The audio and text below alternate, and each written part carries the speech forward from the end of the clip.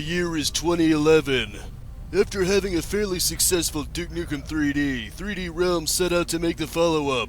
Although some genuinely good titles such as Duke Nukem 0 Hour came out, the real project known as Duke Nukem Forever would be in development hell for years. When it finally came out, mediocre doesn't even begin to describe the disappointment. Enter 2016, a new source port named World Tour came out with a new episode, and it inspired some hope, but the Duke franchise has been mostly in radio silence ever since. However, where AAA companies fail to deliver, you can count on the fan base to fill in the gaps. That brings us to 2018, where a man named Syndrome set out to retell the story of Duke 3D, utilizing Duke Nukem Forever assets in the Serious Sam 3 engine.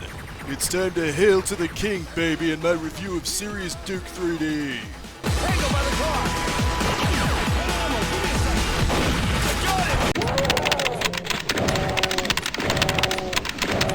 Based on the Serious Sam 3 engine, there's obviously some differences between it and the original Duke 3D in terms of how it plays. The movement speed is slower and the eventual jetpack is thrust-based and replenishes fuel when you're on the ground. The shrink ray and freeze thrower also can't function as they originally did, instead opting to be instant death weapons. Another unfortunate change to the engine is that apart from the aforementioned jetpack, inventory items are likewise removed. Fortunately, this isn't a major issue, as going underwater and into the sewers doesn't seem to result in damage like it used to. There's also enough health around to not so much miss the portable medkits you used to have. Many other weapons also behave more like their Duke Nukem Forever counterparts, requiring you to reload every so often.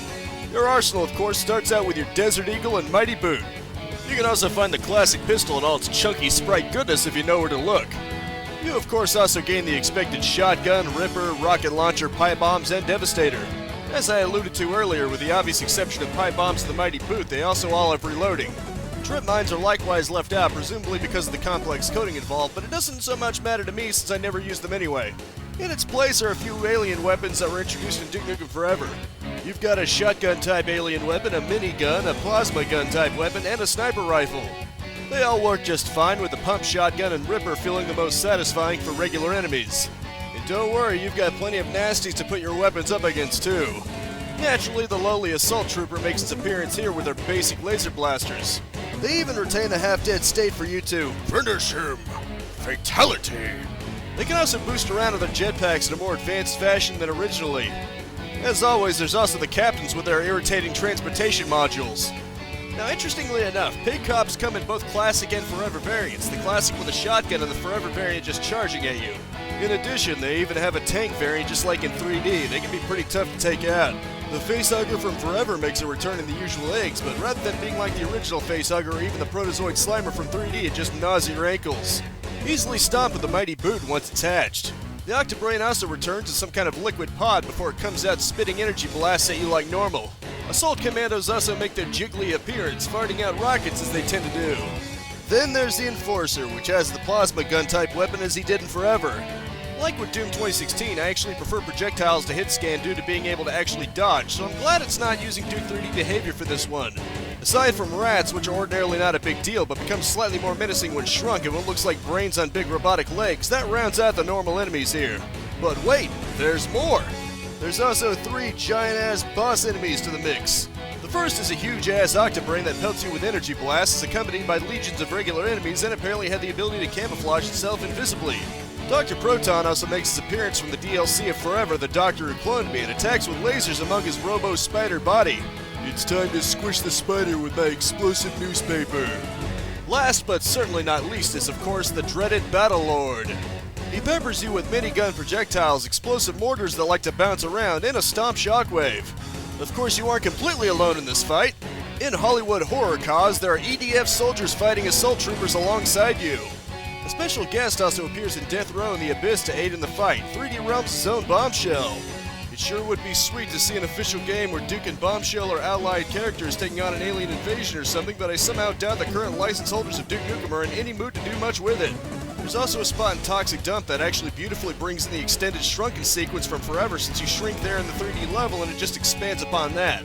Really, that's a great way you can explain the events in Serious Duke 3D's levels. They're expanded upon in some interesting ways. It adds a fair amount of arena fighting, which gives me a bit of a Doom 2016 vibe. I've always said that Duke needs his own Doom 2016 comeback, so I certainly can't say that this is a bad thing. There is actually also a classic version of Hollywood Horror Cause, and the modder has expressed intent to make classic versions of more levels, but honestly I had a blast with it. I felt it added enough to make it more interesting and modern without making it feel too bogged down. Having things like finite health and all weapons stock is definitely very nice to have after forever. I feel this very effectively bridges classical sensibilities with more modern and, dare I say it, cinematic flair and depth without compromising the action. I'm sure I could point out 1,000 little nitpicks, but it definitely succeeds very much on the gameplay front.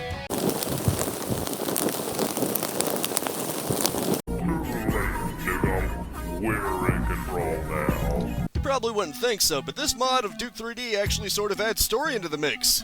Mind you, it's a mild touch of story that doesn't interfere with the gameplay too much, which is very much a good thing. It starts out as you would expect, with Duke arriving back to Earth, presumably after beating the right gelatins. It actually shows him being forced to eject out of his ship as it's failing to alien attack. After fighting his way down to street level as mentioned before, it becomes clear that there's a full-scaled alien invasion with EDF soldiers desperately trying to keep the situation under control. After stabilizing the situation, Duke actually heads into a Duke Burger to grab a keycard to gain access to the theater. It sort of reminds me of how Duke 64 added a Duke Burger to the Crimson Light District to replace the Gentleman's Club, and I think it works very well. From there, it's business as usual until reaching Death Row, where Duke frees Bombshell from a prison cell. After fighting together through the courtyard area and going their separate ways, Duke makes his way to the USS Dallas, and like before, it's booby-trapped. After escaping and making his way through a toxic dump facility and disposing of the King of Octobrains, Duke makes his way into the Abyss. This is where Dr.Proton actually makes his appearance, and if I had one critique with this mod on a plot level, it's that he seems to appear out of nowhere. It's no biggie though, since this is Duke Nukem, so plot cohesion isn't the most important thing in the world. After kicking Proton's crusty old ass, Duke makes his way to a field where it's one final showdown as he has to shut down generators and stave off the aliens' main forces. Fortunately, he's not fighting this alone, as Bombshell appears in his forever monster truck and helps him fight them off. The monster truck ends up getting totaled and Bombshell harmed in the process, but they eventually prevail and the ship is exposed, allowing Duke to finally beat the Battle Lord. Finally, the day is saved. Or is it? As a plot, I actually like how it does a lot with what it was given.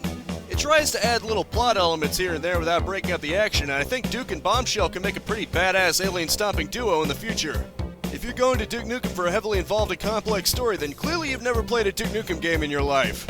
That being said, it's just fleshed out enough to be interesting, and that's kind of what it needed to do. Personally, I thought Duke Nukem Forever's story got in its own way too much, but this is another aspect I'd sort of compare to Doom 2016, and favorably at that. As I mentioned before, Serious Duke 3D used the Serious Sam 3 engine, but relies heavily on Duke Nukem Forever assets. This actually makes a lot of sense to me, because while Forever was dated even when it released, it's probably a lot better than trying to make original assets. I can understand how difficult that can be if you aren't a AAA company.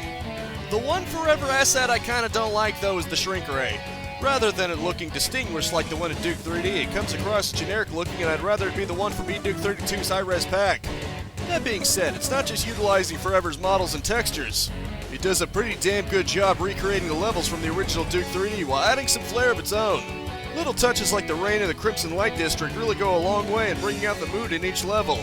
The submarine sabotage at the beginning of Toxic Dump in particular is made so much cooler thanks to the true 3D engine giving more weight to the situation. It also has its own winks and nods like an unemployed Serious Sam in replacing the original Doom Marine and Death Row's Chapel with the 2016 Slayer. The music also consists of remixed tracks from 3D and they sound appropriately badass. Duke's voice consists of remade lines from World Tour, which I think unfortunately loses some of its charm compared to the original, but it is what it is. This is gonna fuck up my hair. While I'm not a fan of the World Tour Duke lines because John St. John really sounds like age is affecting his performance, I understand why they used it. The lower quality of the Duke 3D lines probably would have stuck out even more noticeably. The game also makes use of cutscenes, but they never last very long and in my opinion mostly add to the scenes they're in. For instance, a pig cop tank makes its big entrance by smashing down a police car, and Duke goes into the abyss by sliding down a water chute. One particularly awesome moment is in the Toxic Dump after the Shriek session when you're going down under. Rather than already being flooded, you break the glass and bear witness to a pretty cool sequence of toxic waste flooding into the control room. Ultimately, the presentation is very much a net positive for me. Visually, it's pretty well done, and the rest of the audio more than fits the bill. Clearly, it's making very good use of the Serious Sam 3 engine to propel it beyond what the build engine was originally capable of. It's like the Duke 3D Reloaded that was never abandoned. Serious Duke 3D is a damn good Duke 3D remake and a damn good first-person shooter. When I finally did get Serious Sam 3 discounted for $4 on Steam, I considered it more than worth it for this mod alone. The fact that it's actually a free mod means you should definitely try it out if you own Serious Sam 3 on Steam, since Fusion is free with it. If you happen to not own Serious Sam 3, I'd recommend it heavily, especially if you can get it discounted like I did. The mod alone is seriously worth the $4, and it also helps that Serious Sam 3 is a pretty good game in its own right, but that's a story for another time. This has been my review of Serious Duke 3D. Thank you for watching. Now it's time to kick ass and chew bubblegum, and I'm down to my very last stick.